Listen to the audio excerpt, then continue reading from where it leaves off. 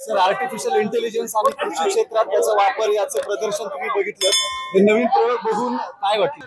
पहिल्यांदा देशाचे कृषी मंत्री माननीय शिवराज सिंग चौहान साहेबांचे आम्ही आभार मानतो की त्यांनी महाराष्ट्रामध्ये आणि देशामध्ये फलोत्पादनामध्ये हॉर्टिकल्चरमध्ये क्लीन प्लांट प्रोग्राम घोषित केलेला आहे। क्लीन प्लांट प्रोग्रामच्या अंतर्गत आमच्या फलोत्पादक शेतकऱ्यांना त्या ठिकाणी रोगरहित सॅपलिंग रोपटी मिळणं हे अत्यंत महत्त्वाचं आहे आणि अशा प्रकारची रोगरहित रोपटी मिळण्याकरता देशामध्ये क्लीन प्लांटचे 9 वेगवेगळे सेंटर्स ते उघडणार आहेत।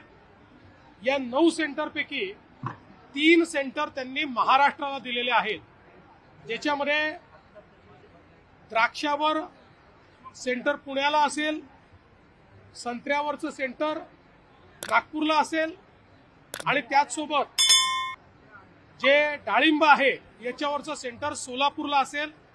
प्रत्येक सेंटर करता 100 कोटी रुपये ते देणार आहेत आणि त्याचसोबत मोठ्या प्रमाणात नर्सरी सुरू करण्याची घोषणा त्यांनी केली आहे।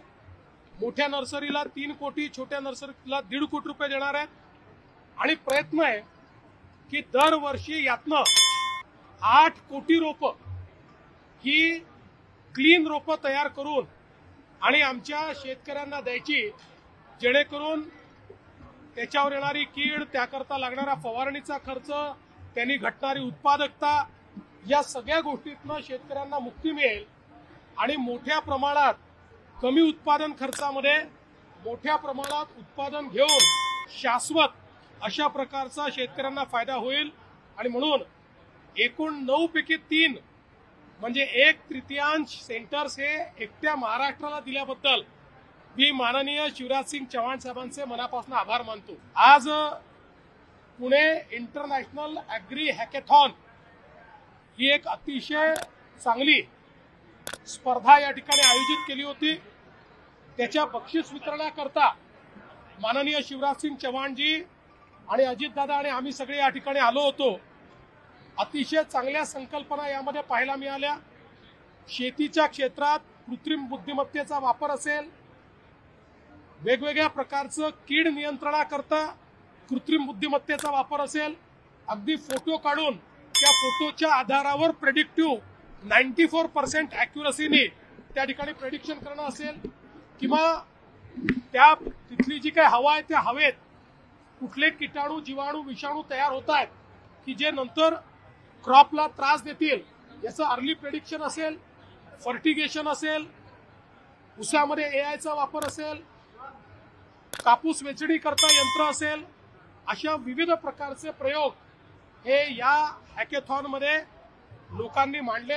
आम्ही घोषणा केली आहे की याच्यामध्ये जे काही आज वेगवेगळ्या प्रकारचे प्रयोग आले आहेत त्याच्याकरता एक इन्क्युबेशन सेंटर आम्ही सुरू करू आणि यांना प्रॉडक्टपर्यंत इन्क्युबेट करण्यामध्ये आम्ही मदत करू। एक फंड ऑफ फंड देखील महाराष्ट्राने तयार केलेला आहे स्टार्टअपचा 120 कोटी रुपयाचा, त्याचाही फायदा आम्ही याला देऊ, जेणेकरून शेतकऱ्याला जे वातावरणातल्या बदलाने शेतीवर होणारे परिणाम आहेत त्या परिणामातून मुक्ती मिळेल आणि त्याचसोबत मेकनायझेशनच्या माध्यमातून मोठ्या प्रमाणात उत्पादन खर्च कमी करता येईल। आज शेतमजुरांची जी कमतरता आहे त्यातनं त्यांना मार्ग काढता येईल आणि म्हणून अशा प्रकारच्या यशस्वी प्रयोगांना माननीय कृषी मंत्री महोदय शिवराज सिंग चौहानजी यांच्या हस्ते आज पुरस्कार देण्यात आलेला आहे।